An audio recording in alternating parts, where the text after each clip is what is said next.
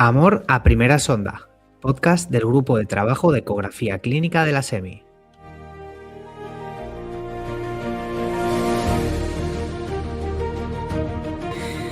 Muy buenas tardes a todos y todas y bienvenidos a una nueva entrega del podcast Amor a primera sonda, el podcast de Ecografía Clínica de la SEMI. El día de hoy vamos a cambiar completamente de tercio. Empezamos recordando nuestras dos ediciones anteriores. La primera estuvimos hablando de ecografía intervencionista con el doctor Javier Teigel y en la segunda edición estuvimos hablando del Doppler sobre la vena femoral común para la evaluación de la función cardíaca del corazón derecho con la doctora Marta Torres. Vamos a pasar a un ámbito de ecografía quizá más desconocido para muchos internistas españoles, que es el papel de la ecografía en la cooperación internacional. Creemos que tiene un papel importante y así le hemos querido dar valor con los invitados que tenemos hoy, que a continuación voy a empezar presentando. Lo primero presento a nuestro entrevistador, que el día de hoy va a ser Alfonso Durán Somacarrera. Él es residente de Medicina Interna en el Hospital Marqués Estevadecilla de Santander y nos cuenta que ha participado en numerosos proyectos de cooperación en Perú, Ruanda y otros lugares, y en la universidad además dirigió un podcast sobre diversos temas de salud pública. Así que nada, bienvenido, Alfonso. Hola Miguel, muchas gracias. Gracias también a María Bosco, encantado de estar aquí. Como invitados vamos a empezar por María Mateos. Ella es internista en el Hospital Infanta Cristina de Parla de Madrid, donde hizo la residencia. Allí se formó en ecografía clínica y pues desde hace mucho tiempo ya enamorada de la cooperación. También ha desarrollado su actividad en este ámbito pues formando en ecografía clínica y ella es promotora del proyecto de nuestro grupo de trabajo, el proyecto Ecooperación. Bienvenida, María. Gracias. Gracias por la invitación. Y por último tenemos también a Bosco Barón. Él se define como internista de trincheras, trabaja en el Virgen Rocío de Sevilla y también atraído por el mundo de la cooperación desde la residencia. Bienvenido, Bosco. Hola Miguel Ángel, hola María y Alfonso, buenas tardes. Bueno, pues como veis hoy vamos a tener un formato múltiple, espero que sea más dinámico y os sea de interés a todos. Nada más, Alfonso, te doy la palabra. Muchas gracias Miguel, gracias otra vez María y Bosco por estar con nosotros y si os parece pues vamos a empezar. Quería empezar simplemente como toma de contacto para que brevemente nos contaseis a nosotros y a nuestros oyentes cómo entrasteis en contacto con el mundo de la cooperación y en qué momento eso se fusionó en el camino con el mundo de la ecografía. ¿Empiezas tú, Bosco? Muy bien, bueno pues nada, Alfonso, yo empecé con la cooperación de jovencito, de residente. Cuando era R1 me surgió la posibilidad de irme un verano de cooperante a Guatemala. Sabes que muchas veces utilizamos los periodos de descanso para poder acercarnos al mundo de la cooperación. Estuvimos un mes, un grupo de médicos, estuvimos un mes en Guatemala y a la vuelta un mes. Y a la vuelta decidimos fundar una asociación como forma de apoyar a los proyectos que teníamos en mente hacer.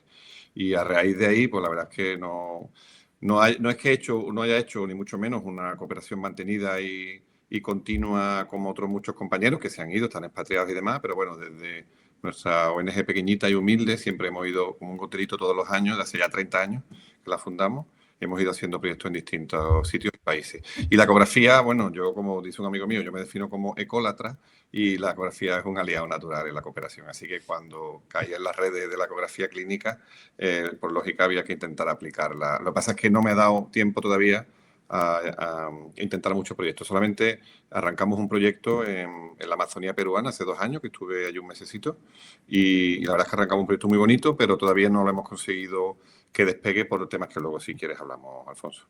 Muy bien. Y bueno, yo me formé en ecografía clínica a la par que en medicina interna durante la residencia y aunque la cooperación siempre me gustaba, fue cuando estuve justo haciendo una rotación la optativa en tropicales, en Iquitos, justo en la Amazonía peruana, que creo que lo conocéis, cuando me di cuenta, digo, es que aquí la ecografía ayudaría muchísimo.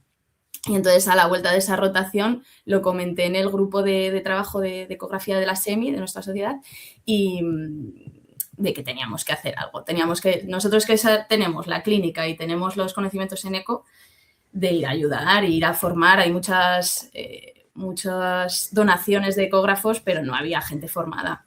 Entonces, bueno, pues ahí es de donde surgió el proyecto de cooperación y desde entonces, esto fue en el 2019, es verdad que luego vino el COVID, tal, maternidades y últimamente está ahí más flojete, pero bueno, que es un proyecto súper bonito que ha tenido muchas líneas muy chulas y desde entonces estamos trabajando en ello. Muy bien, muchas gracias.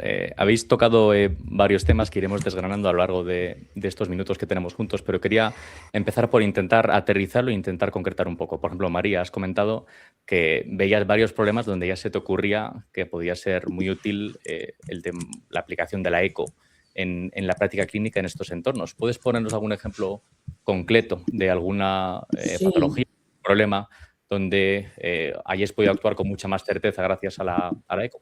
Sí, yo recuerdo, o sea, pues es que me podría pasar aquí horas hablando de casos, de ejemplos, y es que lo sabemos todo, ¿no? La ecografía clínica ayuda muchísimo. Pero recuerdo, por ejemplo, una mujer que venía con la pierna como un botijo y pues un clínico decía que era una celulitis y otro clínico que era una TVP. Y ella no tenía dinero tenía dinero para algo de tratamiento, ni siquiera para todo, tanto fuera de un antibiótico como de anticoagulante, y mucho menos para un diagnóstico. Entonces dije, joder, es que qué fácil sería con el eco, ¿no? Intentar ver si hay trombo o no hay trombo y ayudaría muchísimo. Eso fue pues uno de los que se me está ocurriendo ahora, pero vamos, diagnóstico diferencial de la disnea, que si aquí es amplio, allí con su idiosincrasia y su epidemiología de micobacterias, tumores y demás, es que es infinito. Yo creo que la ecografía clínica es que ayuda mogollón. Si nos ayuda a nosotros aquí, que tenemos los medios allí, muchísimo. Y luego es verdad que en esos países también tienen mucha necesidad, bueno, mucha patología materno-infantil, ginecobstétrica, que en eso es verdad que nosotros, como pocus entendido lo que hacemos de medicina interna, no estamos formados en eso, pero bueno, que ahí es otro papel donde la eco ayuda mogollón, muchísimo.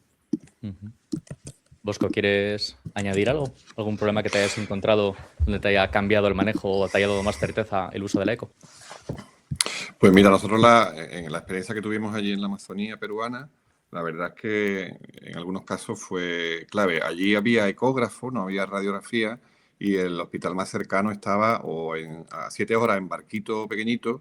Imagínate trasladar a un paciente inestable o con fracturas, o en una avioneta que solamente volaba para casos de mucha extrema gravedad durante unas condiciones determinadas, no podía llover ese día y además la mayor parte de la gente no se la puede pagar, con lo cual es como un lujo que lo montaba María, ¿no? No existe.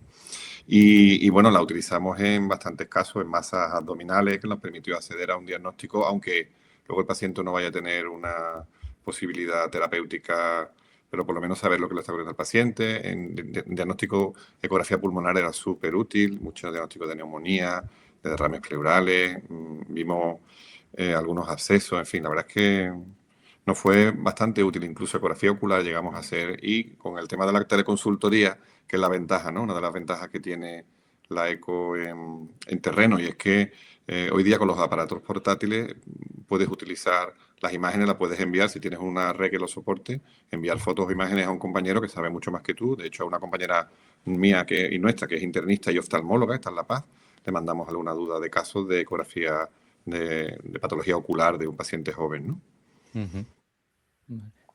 Has mencionado, por ejemplo, el tema de los ecógrafos portátiles. ¿Nos podéis dar una idea, tanto María como vos, de qué tipo de dispositivos habéis utilizado sobre el terreno y si difieren mucho de los que utilizáis en vuestra práctica habitual, ya sea en Madrid o en Sevilla? Bueno, en mi caso fue un Butterfly que nos llevamos allí. Aparte que el hospital donde estábamos, chiquitito, un hospital muy pequeñito, que era de 15 camas, si no recuerdo mal, tenía un ecógrafo. Estaba dirigido por un médico de Sevilla, un ginecólogo, jubilado aquí, pero allí trabajando como una mula, y él tenía allí otro ecógrafo. Con lo cual, eso, utilizamos un Butterfly, un equipo portátil, y un ecógrafo local de gama media. Y nosotros bueno, es que hemos ido a varios sitios. La mayoría tienen equipos o fijos, muy antiguos, que claro que aunque sean fijos la calidad no tiene nada que ver, o portátiles, hemos visto en varios sitios. Es verdad que la calidad de imagen, por lo general, gama media baja, pero bueno, que nos apañamos. Y en uno en Camerún llevamos el VScan Air, el portátil, era un hospital también chiquitito de Yaoundé, y ahí conseguimos al final que consiguieran otro Butterfly para ese hospital. La calidad, yo realmente es que creo que es mejor formarles con los dispositivos que vayan a tener allí, porque si te acostumbras a la calidad de un Butterfly o de un VScan, luego a lo mejor al quedarte solo ahí en terreno, ¿no? Con tu ecógrafo, que la calidad de la imagen suele ser peor, pues es más difícil para ellos. Entonces, yo intento siempre formarles con los equipos de allí. Y yo creo que los ideales son los portátiles. Porque incluso ahora, por ejemplo, hace una semana nos han contactado de Kenia, de un centro de salud muy chiquitito que atiende a población masái, que está lejitos, bastante lejitos de los hospitales de Nairobi, que son los más cercanos, y nos han dicho que tienen clínica portátil, o sea, clínica móvil, perdón. Entonces, por ejemplo, no tienen ecógrafo y nos han pedido ayuda para conseguir un ecógrafo, entonces ahí yo creo que tiene, por ejemplo, sentido o un portátil o un ultra portátil. Si no, uno fijo no haces nada con ello. Muy bien. Entonces, bueno, la mayoría son así. Yo creo que te apañan, ¿no? Las imágenes, aunque sean gama media baja, apaña bastante. Hemos hablado mucho de las ventajas. ¿Alguna limitación que podáis comentar sobre el uso de la eco o que os hayáis encontrado en vuestras experiencias, tanto Bosco como María Bosco, por ejemplo? Bueno, yo no la he tenido, pero bueno, aquí el clásico es los repuestos o los recambios que puede necesitar en un momento dado y el servicio técnico, ¿no? Es lo que sí tienes que tener un poco en cuenta. El coste es un problema, evidentemente, pero bueno, no es un problema si lo comparamos con equipos de alta gama. Con respecto a lo que decías antes, Alfonso, ahí llegó a mi mano una vez un artículo que habían hecho una encuesta de más de 8.500 centros sanitarios en 10 países de baja renta. Eran de Bangladesh, de Haití, de Malawi, de 3 continentes. Y solamente el 50% de los hospitales tenían acceso a ecografía. O sea que es brutal. O sea que imaginaos lo que supone tener acceso a una eco portátil en terreno, en un sitio donde no hay otra cosa y el hospital más cercano no tiene eco.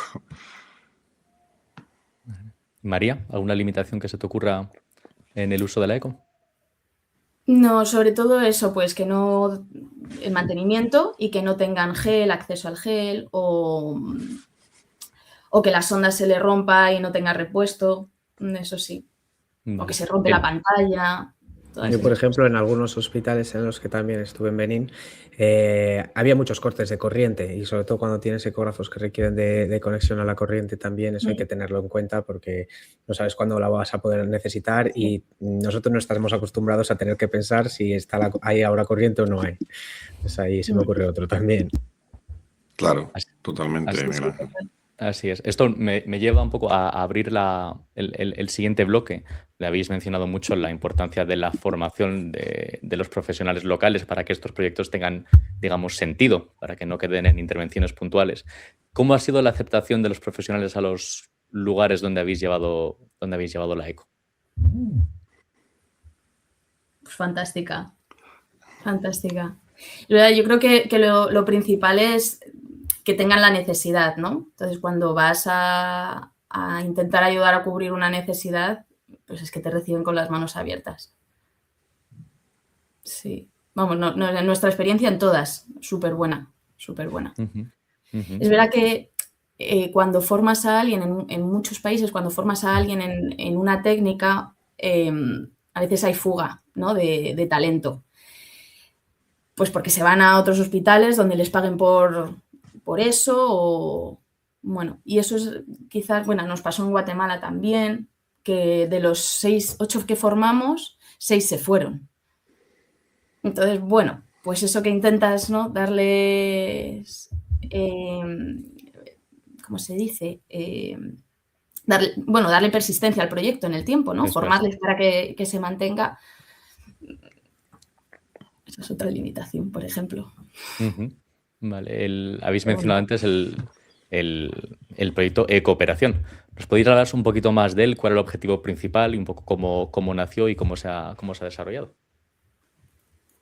Pues el proyecto de cooperación nació en el 2019, a la vuelta de eso de estar en Iquitos y de decirle a los compañeros en la reunión del grupo de trabajo del grupo de trabajo de ECO de la SEMI, decirles que teníamos que hacer algo, que todo este conocimientos que tenemos y esta formación la tenemos que explotar y que sacar. Y entonces, pues Samuel Yale, Juan Torres, Bosco, Luis Beltrán, todos nos animaron a hacer el proyecto y a ir reclutando gente que sepa, internistas, que sepan ecografía y que sepan idealmente cooperación, que ya han tenido experiencia o por lo menos algo de formación en cooperación, para ir a formar a terreno.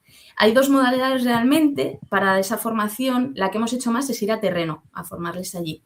Pero hay otra opción que lo hemos hecho con El Salvador, que es traer a alguien local, clave, y traerle aquí a España becado por un máster para que se forme en ecografía clínica y luego vaya allí a hacer una cadena de formación, ¿no?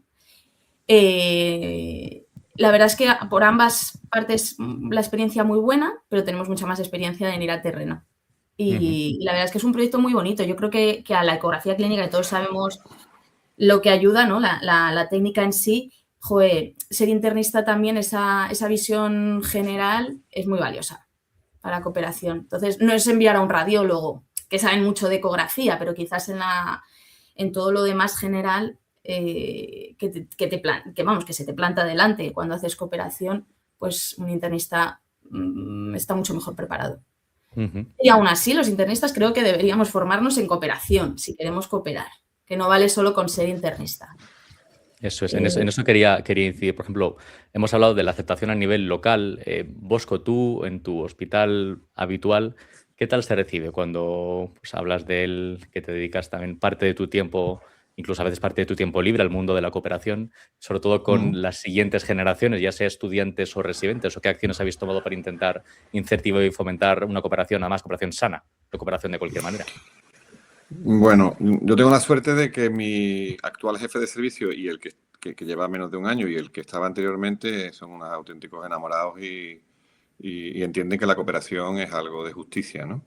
Entonces lo han promovido desde el principio. Y es verdad que la gente más joven se te acerca, a nosotros seguro que a María le pasa igual, se te acercan buscando cómo pueden entrar en este mundo de la cooperación. Nosotros en la Universidad de Sevilla, yo soy profesor asociado, fundamos una asignatura que se llama Cooperación Sanitaria y hemos intentado, bueno, pues meterle el veneno a los estudiantes para que el día de mañana entiendan que ser médico es un lujo que no te lo puedes quedar solamente para ti en el primer mundo. Y la verdad es que el hecho de que hayamos cooperado siempre requiere un esfuerzo por parte del servicio. En Andalucía tenemos la suerte de que existe un fondo de cooperación donde se permite que te vayas sin perder días de vacaciones, te vas siempre que tu jefe de servicio lo permita. Eso quiere decir que tú te vas como si estuvieras de vacaciones, aunque no pierdes las vacaciones. Por tanto, son tus compañeros los que cubren ese hueco. Si yo me voy de congreso 5 días, ¿no? Pues mi servicio asume mi hueco, bueno, pues yo no me voy 5 días, me voy un mes. Y eso lo estamos haciendo en el servicio, bueno, en el servicio en muchos sitios, pero en mi servicio tengo la suerte de que está no solamente permitido, sino fomentado. Muy bien. ¿Qué futuro le auguráis? ¿Hay algún cambio que esté pendiente de llegar en este ámbito o que tengáis previsto que vaya a cambiar en los siguientes años al mundo de ecografía en cooperación? Pues no sé, vamos a dar una pensada así rápida que estamos en antena, pero yo creo que la telecomunicación es lo que probablemente permita, ¿no? En tiempo real. Yo creo que la clave es lo que ha dicho María, la clave es la formación. Tú no puedes pretender eso, ¿no? Como se dice siempre, ser el Salvador Blanco que va allí a hacer las ecos, que no sé qué, ¿no? Sino tienes que intentar capacitarlos. El riesgo de la fuga que ha dicho María es real y además es lícita, porque la gente intenta prosperar. Y en mi caso, por ejemplo, cuando intentamos formar gente formamos gente en la Amazonía, hay una alta rotación de profesionales porque estás en un sitio muy recóndito donde la gente en ocasiones va porque tiene que ir y cumple allí así unos requisitos para luego poder progresar profesionalmente. Entonces sabes que tú estás formando gente que luego se va a marchar de allí. Bueno, pues el problema es nuestro, no de ellos. Tenemos que intentar adaptarnos a esa realidad, ¿sabes? Entonces, bueno, yo creo que probablemente la teleformación y sobre todo la telementoría, ¿no? Una vez que has formado, permitir que las dudas, que para nosotros a lo mejor puede ser comentarle a un compañero más experto que tú en ecoclínica o incluso irte a rayo o a cardio y comentar esta imagen, que a ellos no les sea complicado. Vale, sí, una de las obsesiones al preparar esta sesión era cómo se podían generar proyectos que fuesen, digamos, sostenibles en el tiempo y que no quedasen simplemente en intervenciones puntuales de gente de fuera. ¿Cómo ha sido recibido eso, por ejemplo, María, con el proyecto de e-cooperación, o a qué retos os habéis tenido que enfrentar en ese ámbito? ¿De dificultades? Sí, sobre todo de que sea algo mantenido en el tiempo en vez de intervenciones puntuales. Pues yo creo que lo primero es que el proyecto, para el proyecto en sí, ya no las líneas donde hemos ido a formar, sino el proyecto en sí necesita apoyo institucional. Nos comparamos con la Sociedad Española de Cardiología, ellos tienen dinero, tienen fondos. Con fondos tú puedes motivar a los voluntarios, puedes ayudar en terreno con materiales, con ecógrafos, con mejorar las condiciones, a lo mejor pagarles simplemente internet para poder tener una comunicación, si es lo que falla. Puedes mantener una red, una web del proyecto, puedes mejorar las redes sociales. Es que todo eso que nos está costando tanto, Miguel lo sabe, todo esto hace que el proyecto vaya más lento o más... que no tenga el alcance que nos gustaría. Eso por una parte. Y luego en terreno, pues realmente lo que dice Bosco es la realidad, que no es tanto una limitación suya como nuestra. Ellos están allí, las clínicas están allí, los pacientes están allí. Si no les podemos dar nosotros la ayuda o la formación que ellos necesitan, pues es más nuestro problema y nuestra limitación. Yo creo que allí, en nuestras experiencias, salvo Guatemala, que creo que es donde más se fueron de los que formamos, pero que bueno, que ya están formados, que estarán yendo a otro sitio igualmente haciendo ecografía clínica. En el resto, la verdad es que la mayoría de médicos que hemos formado, médicos y enfermeros, están en el mismo sitio y haciendo bastante eco según el feedback que nos llega. Así que creo que es un proyecto pertinente. Lo es verdad que es mejorable mucho. Pero bueno, como está hoy en día, que los fondos para cooperación cada vez van a menos, toquemos madera, ¿eh? Bien, ya que esta entrevista está organizada dentro del grupo de residentes, del grupo de trabajo de ECO, un poco de cara a animar a los residentes futuros, aunque Bosco ya lo ha mencionado, ¿alguna experiencia con la que os quedéis, que hayáis vivido sobre el terreno, digamos, de satisfacción, ¿no? De decir, pues ha merecido la pena formarme en este ámbito, de cara, por ejemplo, a motivar a futuros residentes para que se metan en este campo? Yo creo, Alfonso, que la ecografía puede ser la excusa, pero lo suyo es la cooperación. Da igual que sepas eco que no sepas eco. Que sí que es maravilloso si la aportas porque es una herramienta más, igual que si sabes suturar tendones o no sabes suturar tendones. Si vas a encontrar una sección de un tendón, te alegrarás de saber suturarlo, pero si no sabes, vete también a cooperar. Creo que la cooperación debería ser obligatoria. Te cambia el chip, ¿no? Yo creo que todos lo sabemos. Hemos estado allí en terreno y te das cuenta que al final esto no va de ti, va de los demás. Y un poco, yo hace no mucho comentaba con un estudiante que estaba conmigo, me encontré con un compañero nuestro en mi hospital y venía el hombre, estaba en una reunión y estaba refunfuñando mucho, protestando, que si los pacientes, que si los familiares, que si los médicos de familia, estaba el hombre, estaba encabritado. Y cuando salimos de allí me decía el estudiante, ¿este hombre qué le pasa? Digo, que no ha cooperado, que todavía no ha cooperado y se le nota.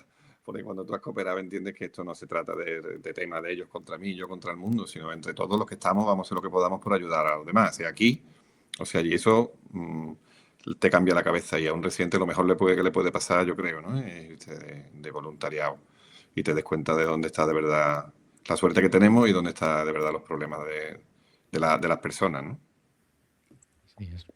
Sí que es verdad, que yo estoy de acuerdo que lo que es cooperar es como una droga al final. Te da es verdad, el feedback que sientes, ¿no? Aunque los proyectos sean lentos, sobre todo en África y en países así en vías de desarrollo, todo es mucho más lento, no se cumplen las expectativas que tenemos nosotros o como lo hayamos imaginado, pero aún así siempre devuelve, siempre. El que más se lleva es el que ha dado. Siempre. Y es eso, o sea, es el cooperar lo que te da ese gustirrinín, ese subidón. No tanto la eco, la verdad. Porque, bueno, la eco aquí pues te puede, algún caso así súper chulo que hayas diagnosticado, pero allí es útil, es una herramienta más, pero es el hecho de cooperar. Allí nos parece que todo es más lento, pero en realidad no es que sea más lento, es que va a su ritmo. Somos Sí, nosotros los sí, que tenemos que totalmente, claro, claro. Sí, aprender sí, de ese ritmo, adaptarnos y yo creo que claro. también otro mensaje es que la cooperación no es tanto de dar, sino de recibir. O sea, está muy bien o sea, la intención con la que todo el mundo empiece cooperando es saber qué puede aportar y luego se vuelve y se da cuenta de que, joder, yo no sé qué ha aportado, no me acuerdo, lo habré intentado, pero estoy seguro de que he recibido mucho. Absolutamente. Y eso por eso decía antes el ejemplo, Miguel Ángel, y eso es lo que se nota luego en el ambiente, ¿no? En tu trabajo, cuando una persona se da cuenta de la suerte que tiene y todo lo que ha recibido. Y lo que ha recibido no solamente de temas materiales, sino de formación. Tenemos una riqueza, un internista para una persona que está mala es una cosa muy gorda, una cosa muy potente, un médico en general. En nuestro caso, como decía María, somos muy versátiles. Entonces, hay personas que si se ponen malas tienen que vender todas sus posesiones, que tienen a 10 hijos y se enferma uno, tienen que decidir entre si venden todo e intentan curar ese uno o le dan de comer a los otros 9. Y que todo lo hemos visto, ¿no? Y no estamos contando nada. Pero una cosa que te lo cuenten en un encuentro, en un chat, en un no sé qué, y otra cosa que tú lo estés viviendo en directo. Entonces, eso te marca y te cambia, ¿no? Y yo creo que te hace mucho mejor médico y mejor persona. Bueno, muchas gracias, María y Bosco, por vuestro tiempo. Es un gusto compartir espacios sobre todo con internistas, con esta visión tan holística, no solo de medicina, sino de cómo funciona el mundo en general.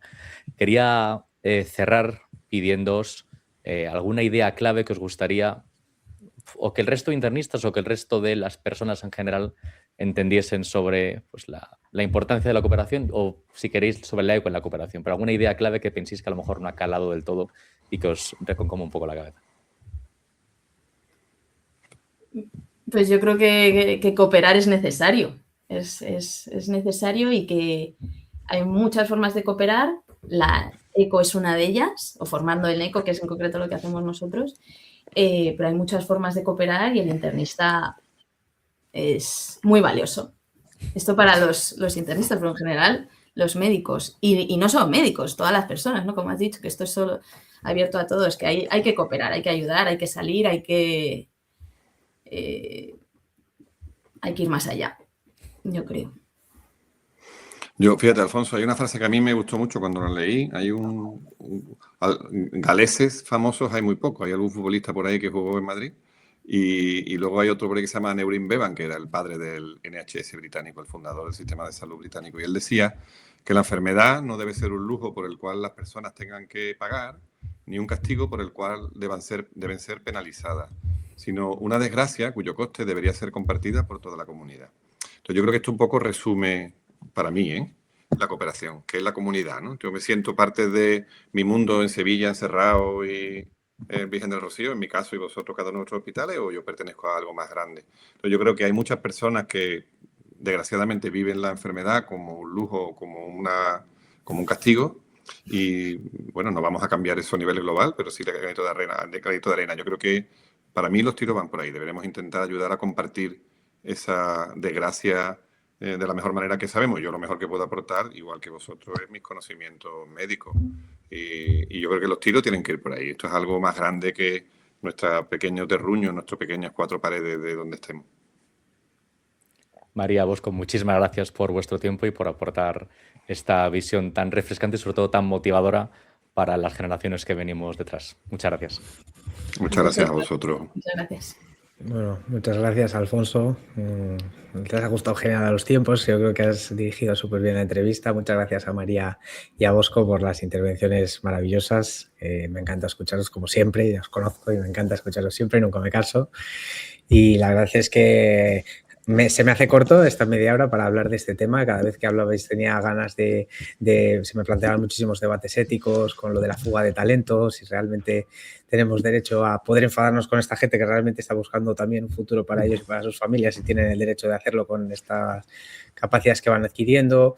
Se generan muchos debates sobre también lo que has dicho de los fondos en cooperación, hacia dónde están yendo las políticas y cada vez se coopera menos, cada vez hay muchas políticas internacionales que van completamente en contra y también es un debate sobre el que podríamos estar hablando horas. Pero el tiempo es el que tenemos y creo que hemos tocado bastantes puntos y ha sido muy ilustrador. Muchísimas gracias a los tres. Quería terminar simplemente animando a la gente a que se interese por el proyecto de cooperación. María es la encargada del proyecto, yo también colaboro en la medida de lo posible, aunque mucho menos de lo que me gustaría, pero sí que estamos, yo creo que hablo por María y por todo el equipo, estaríamos encantados de recibir gente interesada que nos permita reactivarlo y creemos que es un proyecto que tiene un gran valor y creemos que en España hay muchos médicos internistas que tienen mucho que aportar y esta es una vía de canalizarlo, así que las personas que puedan estar interesadas, residentes, médicos internistas, invitadísimos a contactar con nosotros.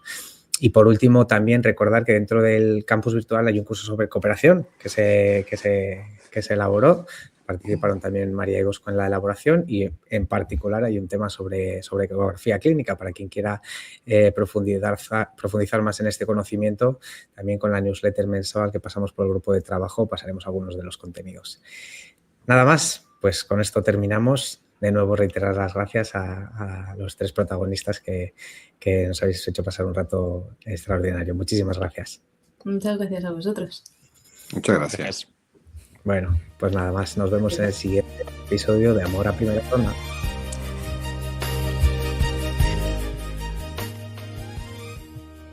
Podcast del Grupo de Trabajo de Ecografía Clínica de la Sociedad Española de Medicina Interna. Los contenidos del podcast son aportaciones intelectuales de los profesionales invitados y en ningún momento posicionamiento u opinión de la Sociedad Española de Medicina Interna. Agradecimiento especial a J. Bilbao por la elaboración y generosa donación de los contenidos musicales.